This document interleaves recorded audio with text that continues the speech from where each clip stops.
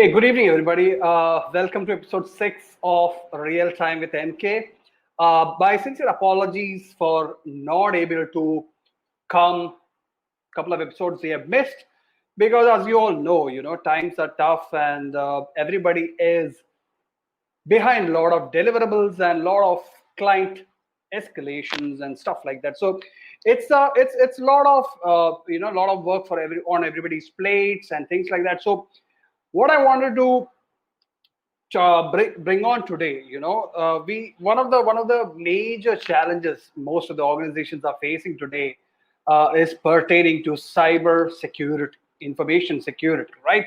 COVID-19, as you all know, one of the major stats says that hackers attack every 39 seconds. That is one of the major stats which we all put it on our walls when we produce content for helping our clients who come to us for cybersecurity services. We have one of our sister concerns, which is MK Cyber Services. So they handle cybersecurity and information security. They help organizations solve cybersecurity and information security challenges. They provide a lot of services. So I am stealing one of the leaders from that organization today. So the topic I'm going to tackle today is cybersecurity precautions which organizations should take during COVID-19. Right? So the amount of cyber attacks have gone up tremendously during this pandemic. Right? So I have Rahul Sharma with me. He's our Vice President, Information Technology. He wears multiple hats in MK Group of companies. So before I bring him home, I just want to throw some light on his experience. He comes with all weapons in the arsenal, right? In over more than 22 years of experience, he has tremendous amount of exposure in setting up operations, project management, IT infrastructure, budget planning, and cost control. He has set up policies. He has set up processes, streamlined them, and improved infrastructure and IT enablement for continuous business growth across organizations. Some of the areas which he has worked on across IT domains include server visualization, cloud deployment, SCCM, SCOM, SVVM, SCVMM implementation, etc., etc. So he is the right person for us to ask some questions about what organizations can do to tackle cybersecurity and information security challenges. So without further ado, let me bring Rahul on. Hey, Hi, Vivek. Rahul. Thank you so Good, much, Vivek, for having me here. good evening, and thank you so much for taking time out from your busy schedule. I know that you are super, super, super busy, and I've been running behind you for the session, and finally you said yes. So fantastic, fantastic. Thank you so much. Thank you so much for being here today, Rahul. Thanks to you, Vivek. Right. So, Rahul, this show, we have, I don't know how much you have followed this. We started it recently, and it's a show where we tackle various challenges our audiences face, So, Yeah. cybersecurity is one of them. And we have curated a set of questions which I will shoot at you one by one. And you can answer it based on your experience and expertise in that area. Right. So, shall we start? Yeah, definitely. I'll try. Oh, fantastic, fantastic. All right. So, Rahul, the first thing which I wanted to know is, during this COVID, one of the biggest conversation which is happening on internet, especially on LinkedIn and other platforms, is the cyber security threats which has grown up in magnitude, right? So, what is the prime reason behind this? Why the sudden uptake in these threats? Vivek, yes, definitely. I agree that the threats, the attacks have increased. Primary reason, obviously, as organization, we all were prepared for our in-house systems, in-house data center. We were actually used to be working in a business environment, in an office, and then maybe a data center, either on cloud or a in-house data center. So we were not actually maybe accustomed to having this kind of environment. Right, And this business scenario, this COVID situation actually forced us to move right, away from those definite facilities to home. So people moved, and important element was to actually continue the business. initial thought were not about security. It was about continuity of the business. Business should run. So Right. that's how a quick movement from the office setup to home setup and a remote setup was carried out across, not only in India. It was global. Right. So this thing was set up. People and companies were not well prepared. I'm sorry, I think I've missed it. Okay, sorry. So I touched somewhere. Companies were not very well prepared to handle this kind of scenario. This kind of pandemic situation was not foreseen and not designed. The BCP plans were not designed in accordance to this. Right. So this thing happened, and now people have started working. Enough security was not there. A lot of transaction, lot of financial transaction, e-commerce transaction, because people were sitting at home Right. and not spending office time in traveling to office and all that. So they were Right. having enough time also. So lot of transaction over internet banking, social media, e-commerce platform, it increased. And Right. when it increases, obviously threats were there. People were having machines were not so robust. So Right. this increased the trend, and this gave idea to all the attacks. So malicious attackers have always been there, and then they knew that the environment is not so secure, so they tried attacking. So this was actually a situation. Uh, uh, Focus shifted from keeping the business up rather than on security. So Right. this impacted the entire, and it actually impacted all small and big businesses. Absolutely. And what is the question? The second part of the question. It was Uh, the reasons. Why are the what are the reasons behind it? So reason, yes, a reason was basically increase in amount of transaction and maybe decreased amount of security in remote working environment, work from home environment. So this Right. actually combined and created this massive Got it. attacks. Yeah, because I remember when the pandemic really kicked in and the lockdown started. We as an organization also started getting a lot of requests for BCP plans, and a lot of Yeah, requests. People were not. Nobody had foreseen this, or nobody had any plans for this. So yes. immediate switching over to a remote working arrangement was the biggest challenge. All right, that's a perfectly good start for our session. I'm excited about it. So my next question, when it comes to cyber threats, there are various forms and types and sizes and shapes of cyber threats, right? So what are the common types of cyber threats looming on organizations during this pandemic? The multiple threats have been there, and particularly in this COVID situation, the threats like people attacking, people sending malicious code, or people sending phishing emails, and obviously resulting in somebody using the end user using opening that content, or maybe resulting in that code generation, code embedment into the system, which Right, opens up that system, which makes the system vulnerable, which makes the system as a source of communication passing from that network to that attacker. So these right, kind of attacks, mainly through emails, through various kind of blogs, okay, various kind of maybe frauds and monetary this thing, identity snatching, identity theft kind of issues. So all those kind of issues are happening. Attackers are trying to maybe steal data in whatever way they can. So these kind of situations have started happening over past few months in this right. COVID situation.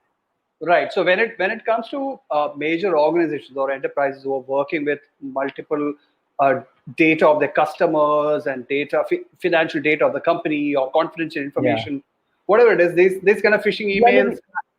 Yeah, yeah. You were Yeah, saying maybe. something, Yeah, I was saying that this is the kind of critical data. Apart from that, they try to actually send malicious code through some sort of blog, some sort of COVID related information also. So right? Right. they try to actually attract the customer, the end user, in a way Right. that he should actually read out or reach to that information and open that link or code, and that's Right. how this entire chain starts. Right. So just to add on to that, we our team we follow Forbes cybersecurity section very diligently, and we have been making a genuine effort to share more information on these kind of attacks on our MK Cyber Services LinkedIn channel. So one post daily is dedicated for, because the uptake Yeah. of cyber threats have been quadrupled, if I must say, during this pandemic situation. All right. So as we have covered the cyber threats, my next question is a follow-up question on that. Which are the top industries which are facing the biggest share of cyber attacks and threats during this pandemic?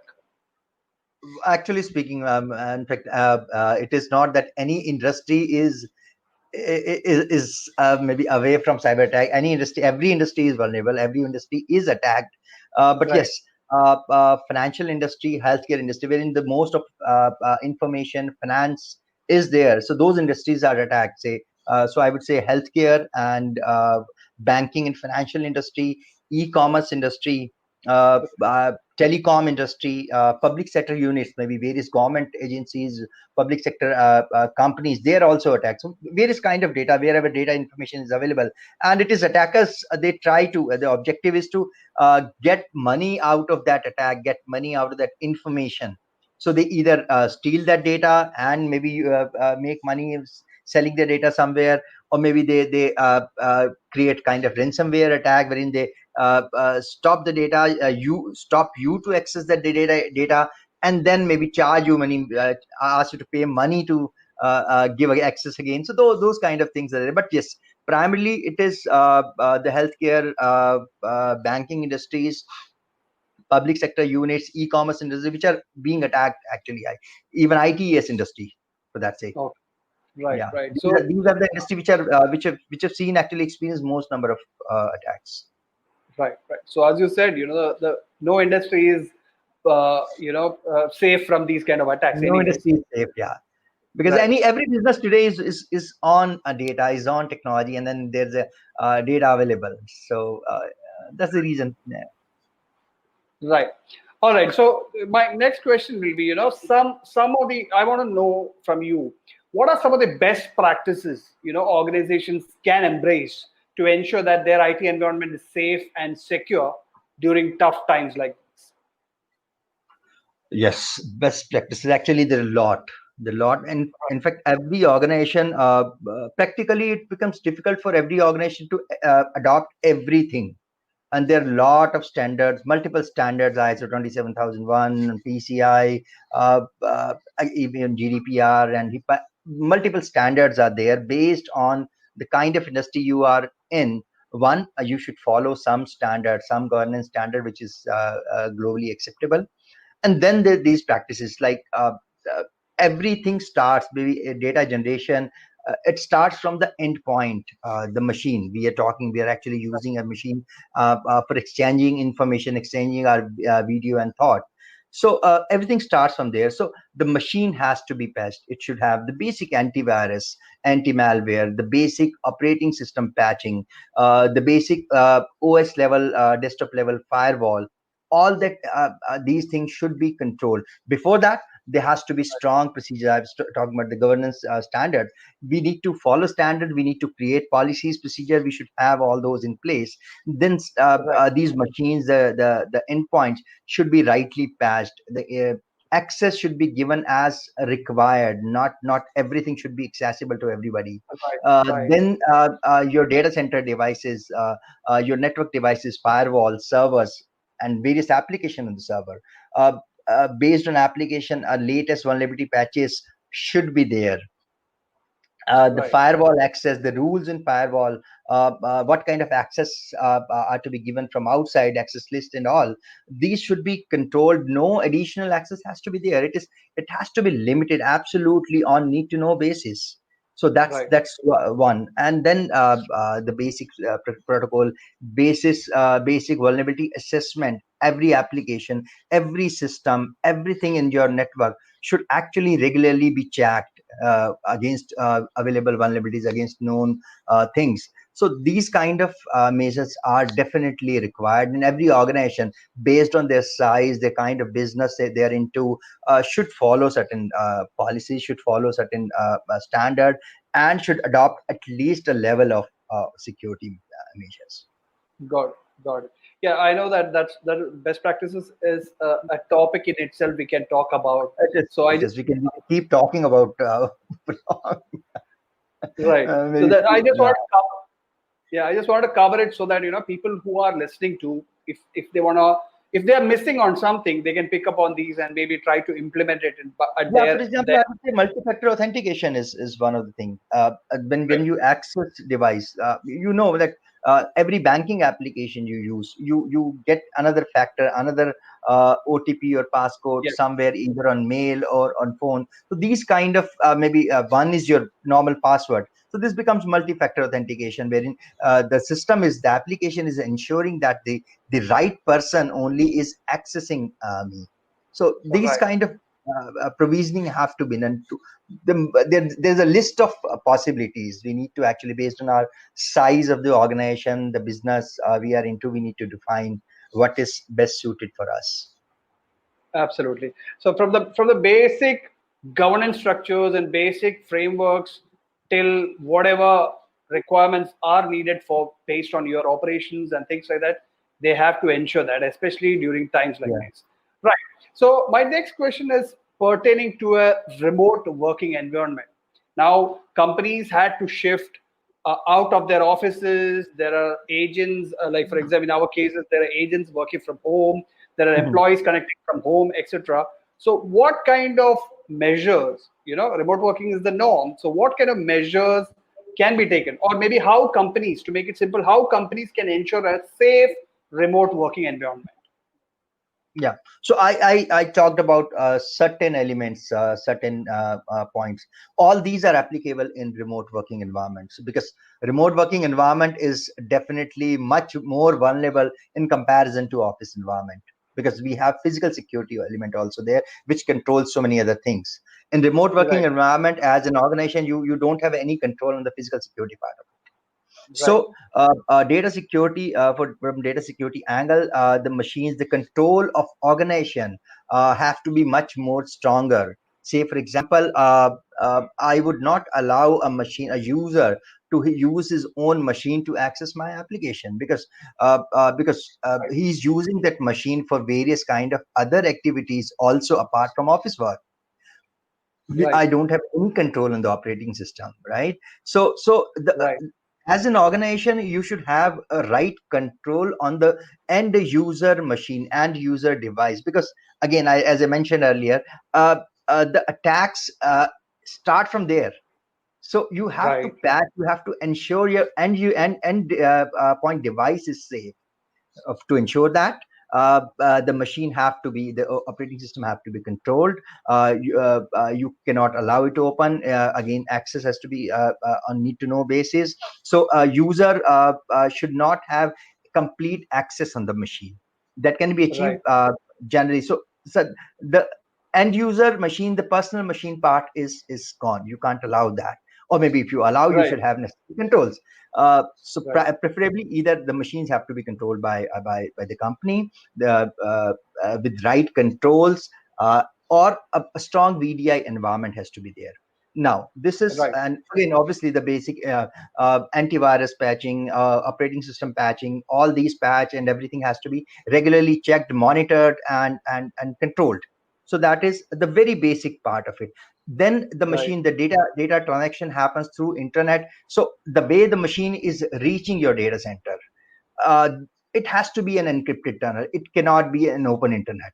You can't allow your application to be on open internet so that anybody can access or hack. You have to right, control that.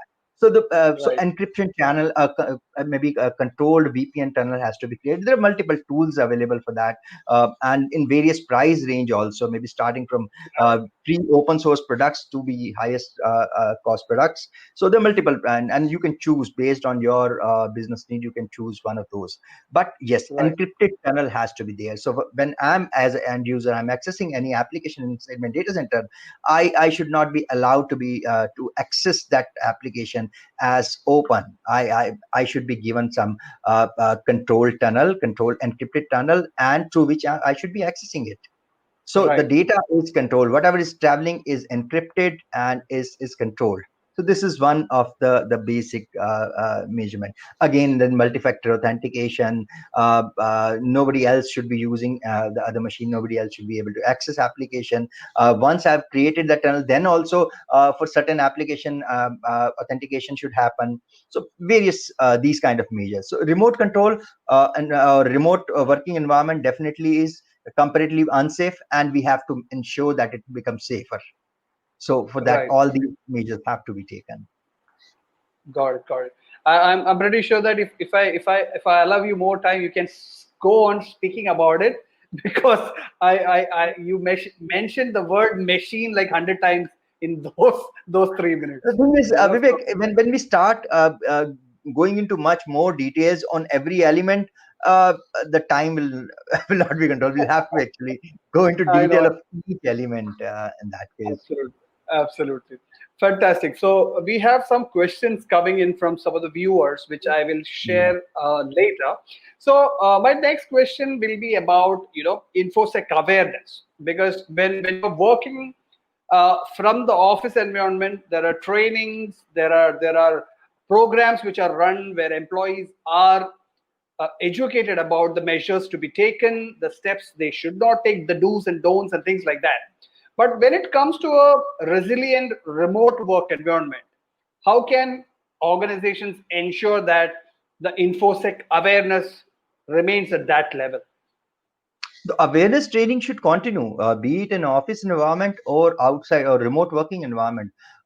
Every Right, organization should have right procedures, right practices on information security awareness, because every employee should know that what kind of possible attacks are there, what are the vulnerabilities, what can actually impact me or my system. If I, as an employee, I know that and maybe some phishing attack happens or some sort of malicious code comes to me, I would probably be cautious about opening that mail, or maybe clicking on that link, or maybe sharing certain information. If I don't know, right, I would be open. Like maybe if you get a mail from Rahul saying maybe send me your credit card information, you know right, me, and right, it's not me who is sending information, somebody else pretending Rahul Sharma is sending information to you. So these kind of absolutely, things, these kind of phishing attacks, or maybe some mail comes from me, somebody spoofing as me, comes to you, and you would just open that mail, some link is there which looks abnormal, but you would ignore that and you click that, right? If you are right, aware that yes, these are the things, these kind of attacks happen, you would be you would be cautious about opening those kind of mails. So that means awareness trainings are actually critical, one of the most critical element of organization security.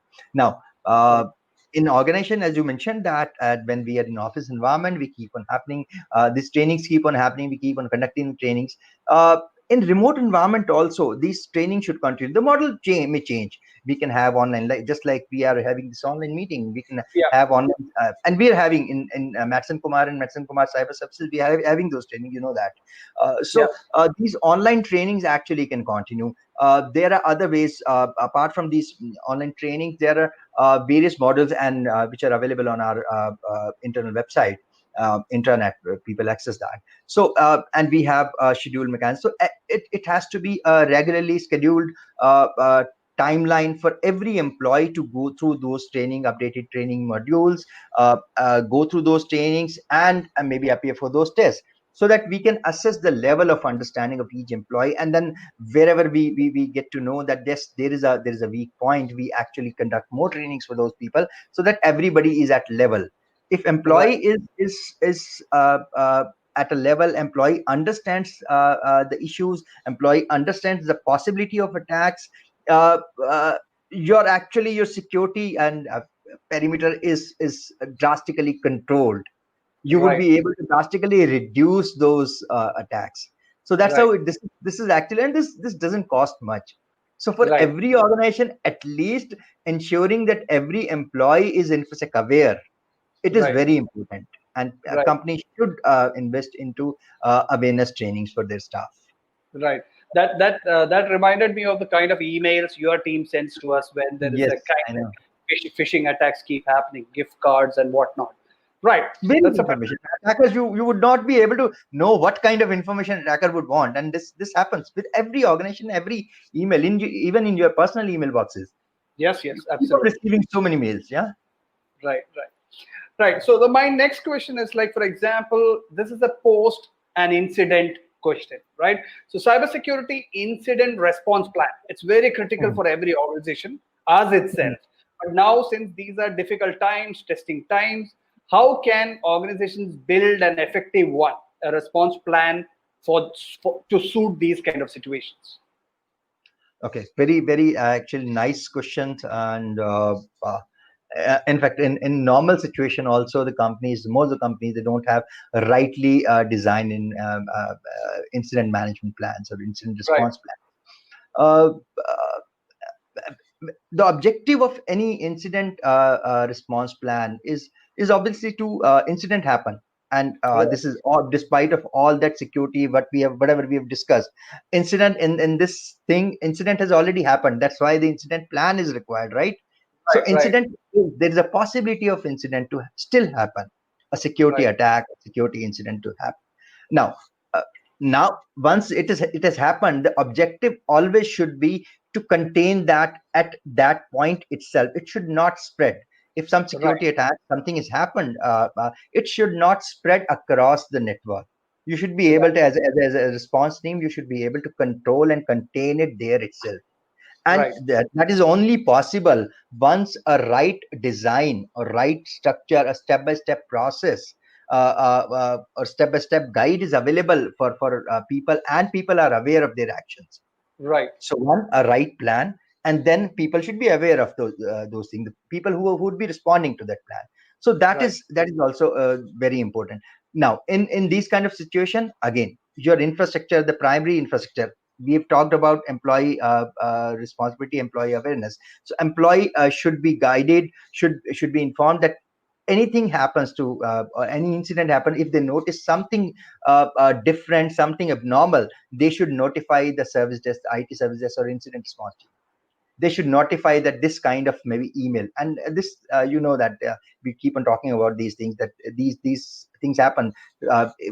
People receive emails, and they obviously, without opening it, they send it to service desk. Service Yeah, analyzes that, so that is part of awareness thing.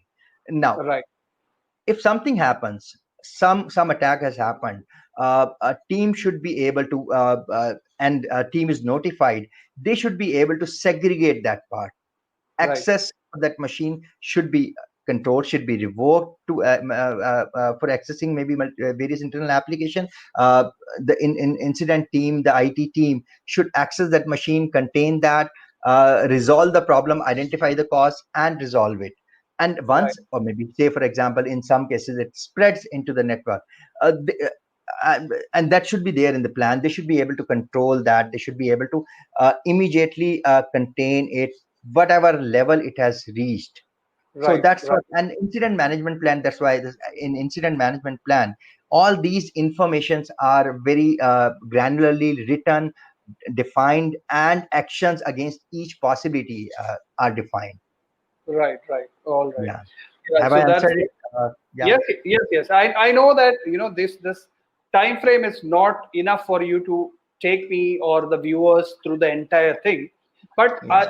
as I mentioned, as this is our first session together, I just wanted a brief introduction to the basic steps organizations and the folks who are running IT can take so that they are prepared if something happens. Touch wood, right? All right, that's a fantastic framework to follow for an incident response plan. So my next question, which was the buzzword when pandemic kicked in, which is business continuity planning and disaster recovery. This was everybody was searching for it online. I know that because we have produced a lot of good content around that for people to address that challenge. So business continuity planning and disaster recovery, how can organizations put together an effective plan to stay prepared? And right, Vivek, BCPDR has always been a buzzword. Right. It has always been in every information security discussion everywhere. This is something which is always talked about. Right. And I would say in this situation, and it was the real disaster situation, this pandemic, this lockdown, suddenly it Right, happened, and most of the organization were not prepared. right, right, And you know that we've been helping many organizations on these also. So most of the organization reason is uh, when we actually creating a BCP plan or creating a disaster recovery plan is not that difficult. We do that. right, Every organization does that. right, The problem comes about it testing it. We don't test it. We right, create it. We are at a business level. We create the plan. We have this size of organization, and we continue with we continue doing tabletop kind of exercise, and we keep on reviewing that, and we feel safe. Yes, we have a very well written document, maybe multiple colors and signed by, written by very senior authorities, and that's it. It doesn't right, work like that. It really right, doesn't work like that. A BCP plan, one, it has to evolve as the business evolves. It has to evolve as the business grows, uh, because every day we are adding complexities into the business, and it absolutely, should be able to address any complexity. The right, objective is that in any situation, any disaster situation, and these kind of situation, right, business continues, and you know our business continued that way. right. Thankfully. Yeah. Touch wood. So the main idea behind a BCP plan is not just writing a document. Writing a document is essential. You should have every possible detail in that document, just the way I mentioned in incident management plan. Right, It should be even more detailed. Name of the people, action, everybody's action, every department's action has to be very well defined, that what action this person would take, and their right, contact number, contact information, so that these people are reachable. It's a right, confidential right, document. So these are to be defined. But then, how do you test it? How do you know that this will work? For that, you need to regularly test that scenario. You need to regularly create a disaster situation, disaster scenario, mock scenario for the organization, and test these things. We were right, successful because we've been testing it. Any right, organization who keeps on testing these scenarios would be able to successfully execute these plans. right, right, Creating plans, regularly monitoring it, and regularly testing it, and then obviously when you test it, you get to know about some kind of gaps, some kind of maybe changes required, some kind of improvisation which are needed. You improvise the plan and then right, again test it. That's right, how you evolve. That's how you mature your plans, and that's how the mature plans are always successful. right. So There is no. this is yeah. Yeah, please continue. I was saying this is the reason that with not testing and not improving upon the plan which was maybe created 3, 4, 5, 7 years back, people fail. The companies fail to execute those plans. So this is very important, very critical part of it. Right. There Tools is and everything is just to patch and uh, use one or other absolutely tool has always been there. right. So there is absolutely no room for complacency when it comes to BCP. If No, your not business at has all. to get, you Yeah, have to keep testing and make your it information robust. security you have to actually take very seriously. Sorry. Right. Right. All right. I can see your tone changing when it came to seriousness. You know, you have to do it kind of.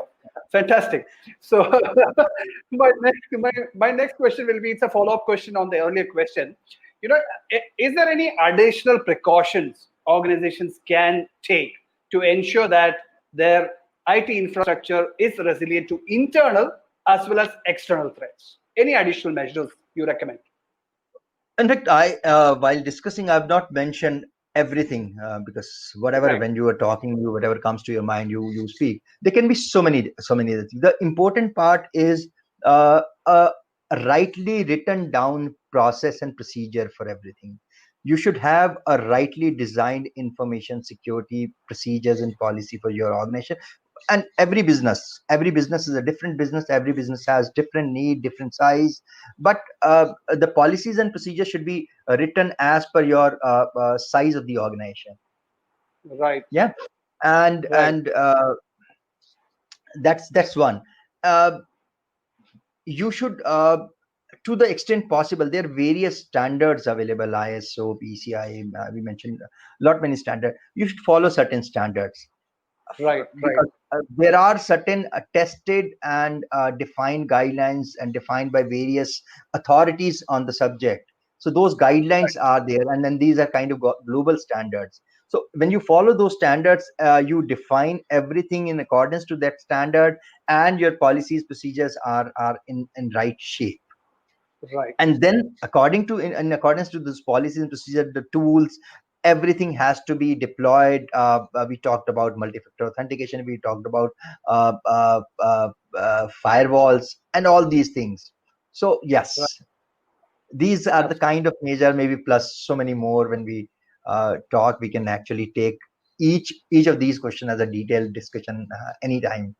Yeah, Right. I intend to bring you back for more sessions, so I'll note all these things.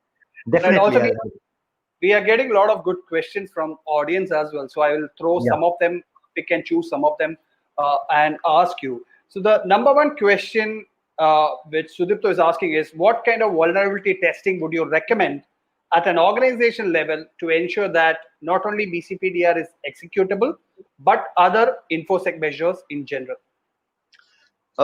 Basic vulnerability assessment, like every whenever, and there are multiple ways. First of all, your application level and your network, the firewalls, any IP which is facing outside network should be Right, scanned. Should be scanned base for basic patching, for basic vulnerabilities in the OS, for basic vulnerabilities in the design. So those checks have to be performed. Then right, these should be checks should be performed, assessment to be done and patched. Then the application, obviously through these network elements or through these IPs, it is an application, it is a which is being accessed. So those application, the code level testing, the application code for security, the kind of information it passes, the encryption level, all these things have to be tested.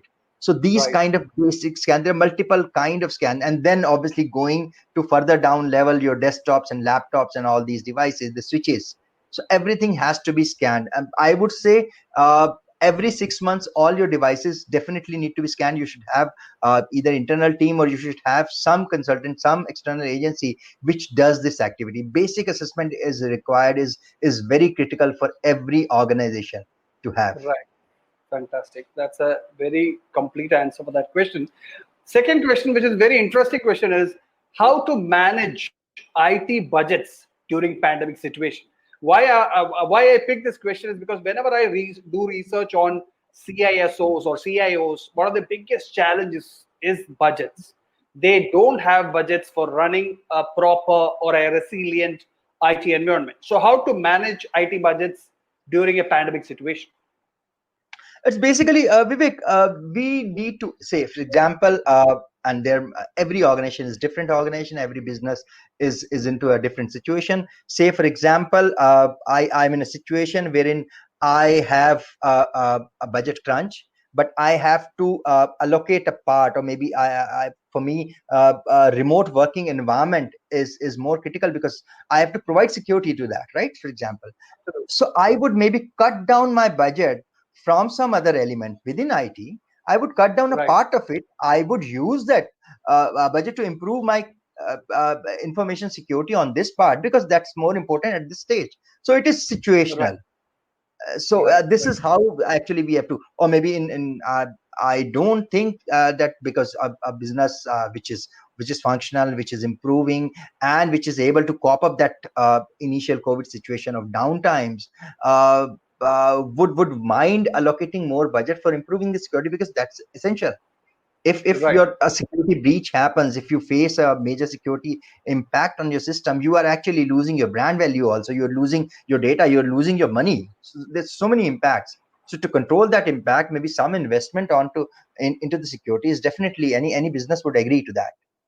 Or maybe the right, other possibility is you allocate a part of it from somewhere else within the available budget, and use it for more critical functions.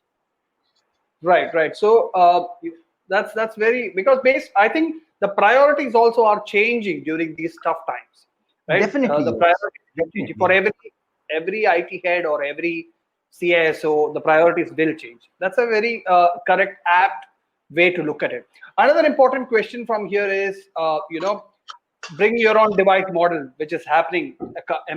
Organizations are asking employees to use their own systems to tackle the current work from home environment. How do we Hmm. ensure that these systems meet the data security requirements? I partly addressed that in Yes. previously. So Yeah. you can allow BYOD is a wonderful thing, and you can allow that.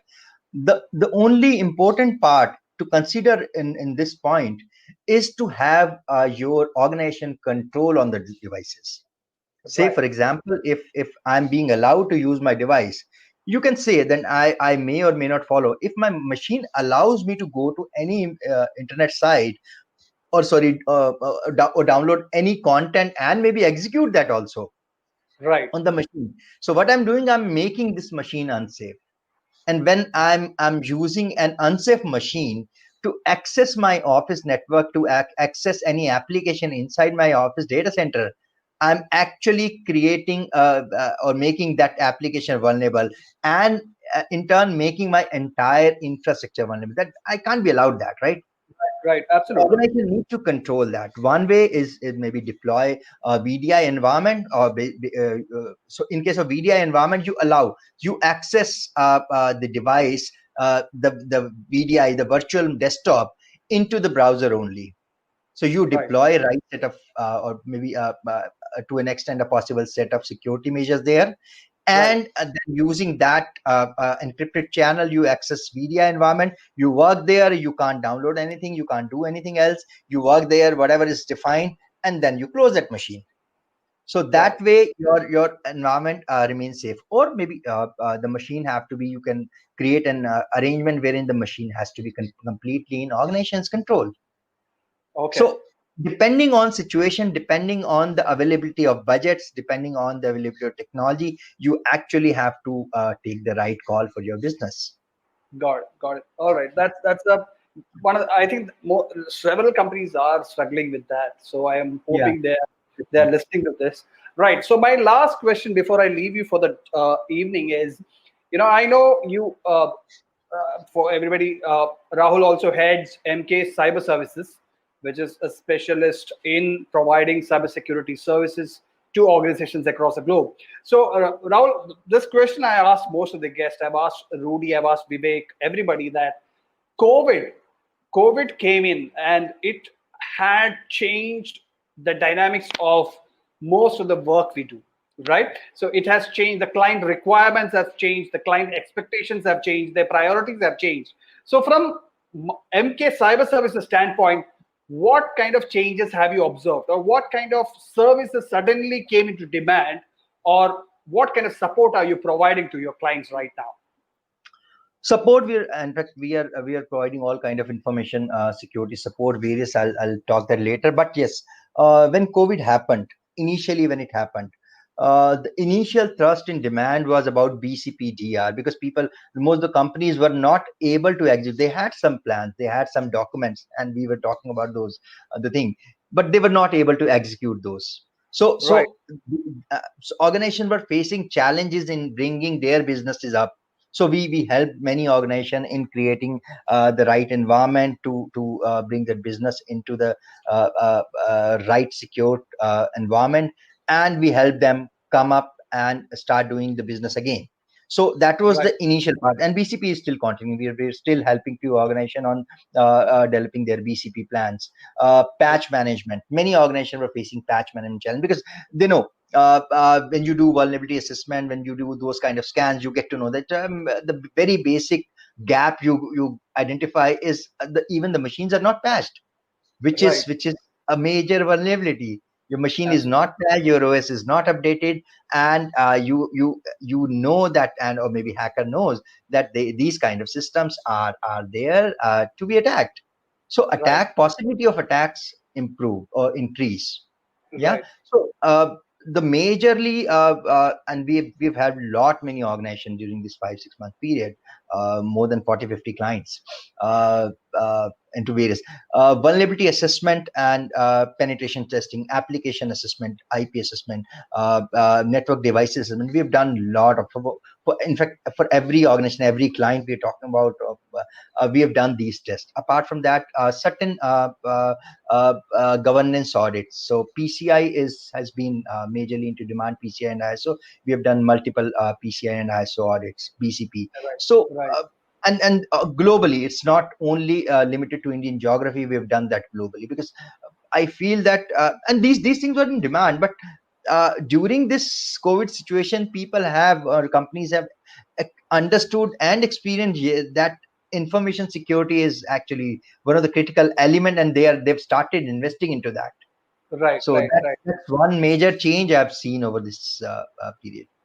Fantastic. I think the main takeaway point there is better safe than sorry, right? So it's Yeah, better to definitely. make sure that But make sure. my suggestion would be every organization should definitely, apart from IT, they should keep some budget for information security, or maybe have some internal manpower to do these basic scanning element or basic information security management. That's a critical element, and going forward, this will be one of the most critical part of it. Absolutely, with the kind of threats which are looming around, I'm Yeah, pretty yeah. sure everybody will be taking the right action, the right direction. All right, thank you so much, Rahul. It was fantastic. Even though I am technologically challenged, this was amazing. I'm pretty sure Thank you so much. whoever has listened to this would have taken a lot of notes on it, and I'm pretty sure I'll be bringing you back for more sessions on compliances and cybersecurity. Thank you so It'll be much my for joining. pleasure. Thank you so very much. Thank you. All right, that was Rahul Sharma, VP Information Technology, MattsenKumar, and Head of MK Cyber Services. Guys, if you are struggling, this is not a sales pitch. This is a genuine request to all of you. If you're struggling with any challenge pertaining to cybersecurity, do check out Rahul Sharma or mkcyberservices.com. Pretty nimble team for your support, and make sure that you take the right measures to make your IT environment as safe as possible. And uh, this is Real Time with MK. As always, I will bring on more guests, more interesting topics to address all the challenges we all are facing during this difficult time. We are in this together. Stay safe. Take care.